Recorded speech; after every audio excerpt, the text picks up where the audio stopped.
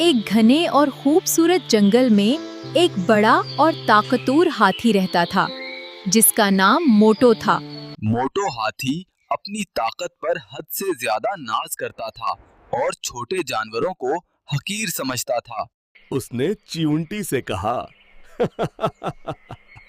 तुम जैसी छोटी मखलूक क्या कर सकती है?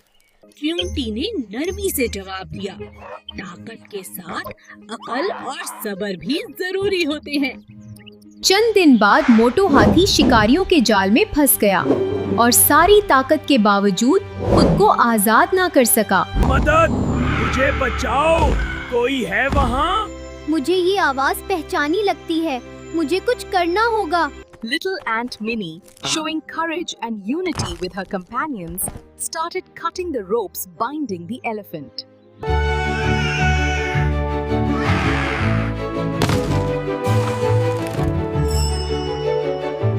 मोटो हाथी ने नन्ही चींटी से दिल से माफी मांगी और अपनी गलती का एतराफ किया।